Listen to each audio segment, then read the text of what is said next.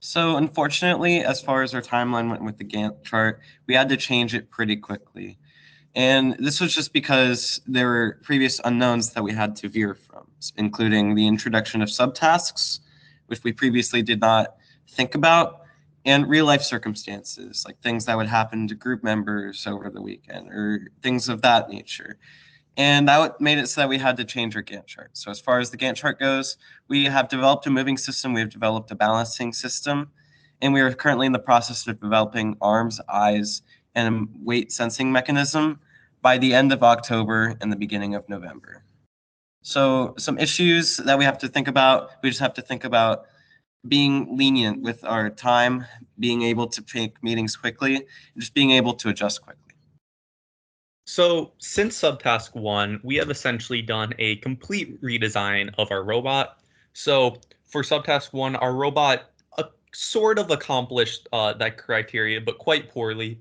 So we focused much of our time these past 2 weeks in completely rebuilding it based off of what we've learned, like what we've seen work, and so I'll play a quick little video about what our new robot looks like.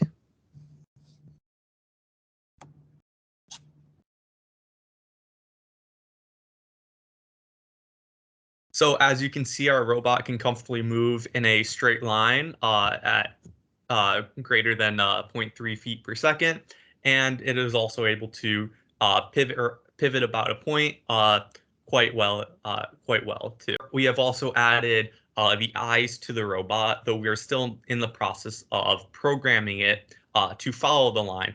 But we have some ideas on how we're going to make that work. So basically, our revisions to our robot have helped us advance past subtask 1 and have allowed us to move forward to creating a mechanism to retrieve containers. So our idea was our robot must be able to stay balanced when crossing terrain. We decided to create 2 legs using motors in sync on each side. This gives us a solid foundation for the robot. We know that the sensor must be in the front of the robot in order to sense the line that it must follow. Our criteria is the robot must move from ways other than rolling at a velocity greater than or equal to 0.3 feet per second. The PMR must follow a closed loop and circuitous path on lines.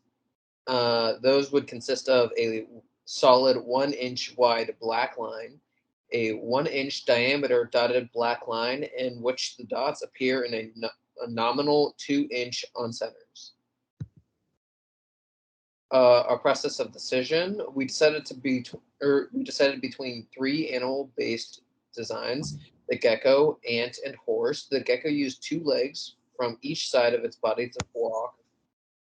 So we would have to program the motors to rotate at different times. And the ant is the same way, but it uses 3 legs on each side. So we decided to go with the horse design because of a galloping method was the most sensible way to design the robot. We could program both motors to move at the same time to perform the galloping motion.